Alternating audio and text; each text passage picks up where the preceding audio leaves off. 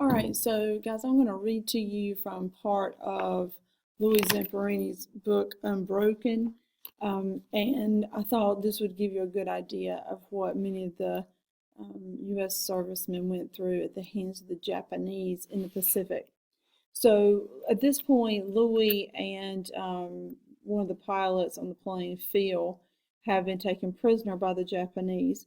And he says Louis and Phil were ordered to lie down. The doctors, Japanese doctors, pulled out two long hypodermic syringes and filled each with a murky solution. Someone said it was the milk of green coconuts, though whether or not that was true remains unknown. The doctors said that what they were about to do would be good for the prisoners.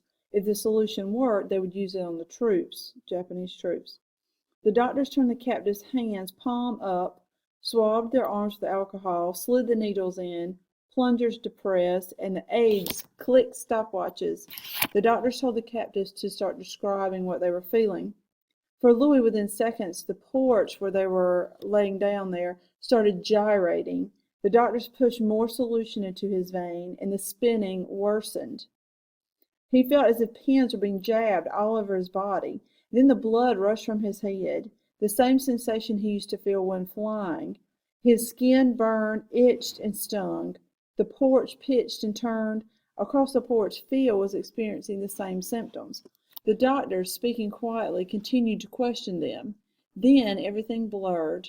Louis cried out he was going to faint, and the doctors withdrew the needle.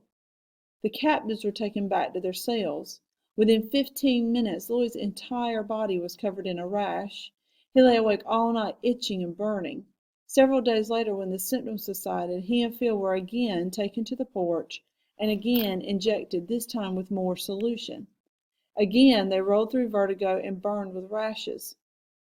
After another few days, they were subjected to a third experiment. A few days later, a fourth. In the last infusion, a full pint of the fluid was pumped into their veins. Both men survived, and as terrible as their experiences were, they were very lucky. All over their captured territories, the Japanese were using 10,000 POWs, civilians, and infants as test subjects for experiments in biological and chemical warfare. They had injected Louis with chemical weapons. Thousands had died from this, although he did not. Okay, I also want to read you one more selection that has to do with the capture that is so terrible to Louis. His name is Watanabe. Okay. All right. On a Sunday morning, Watanabe approached some POWs crowded in a barrack doorway. One of the POWs, named Clark, piped up, "Gangway!" to clear a path. That one word sent Watanabe into an explosion. He lunged at Clark, beat him until he fell down and kicked him.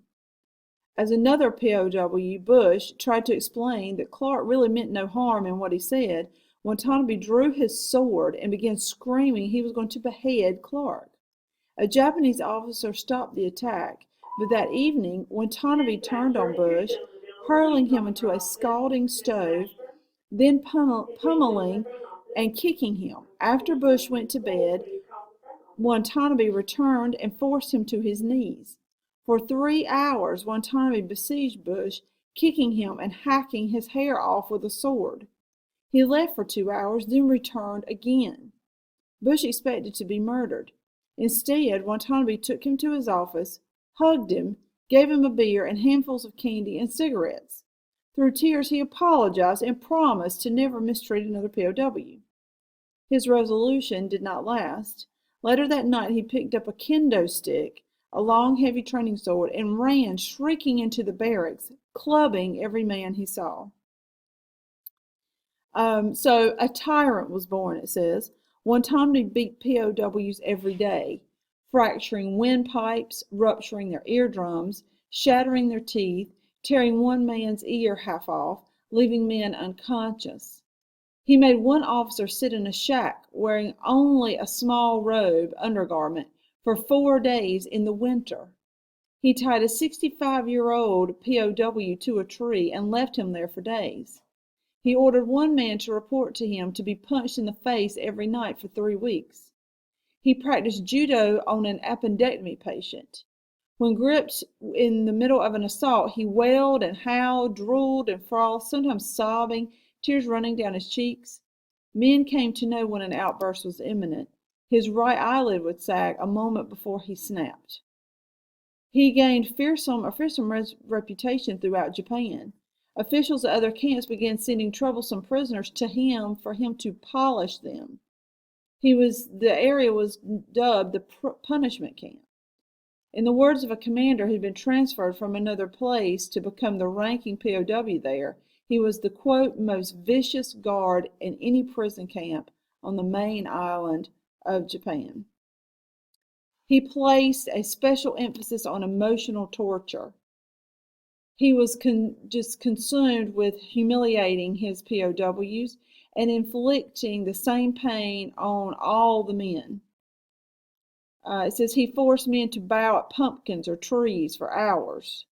He ordered a clergyman POW to stand all night saluting the flagpole, shouting in Japanese the word for salute. He confiscated and destroyed POW families, their families' photographs, and brought men to his office to show them letters from home that they had received, then burned them unopened in their presence.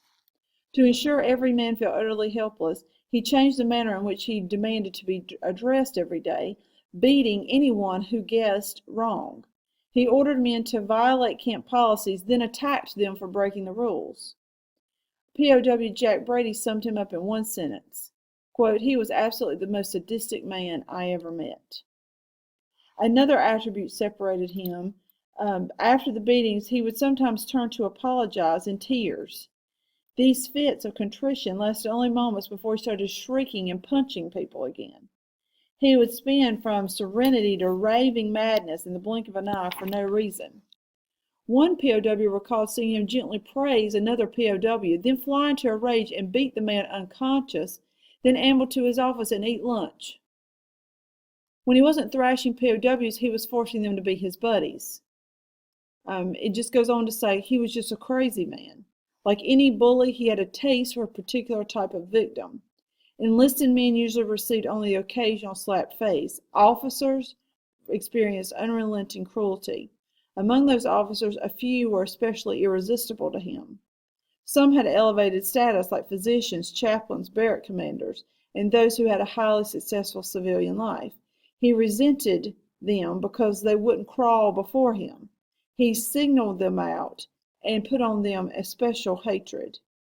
From the moment that Watanabe locked eyes with Louis Zamperini, an officer and a famous Olympian, and a man for whom defiance was second nature, no man obsessed him more. So you should read what happens to Louis. It's really, really amazing that he survives it. And then when he comes home and all the problems that he has from this torture are certainly understandable. So I just wanted you to see how different the Pacific War is with the Japanese and their special cruelty, and hopefully you got an idea of that from the reading.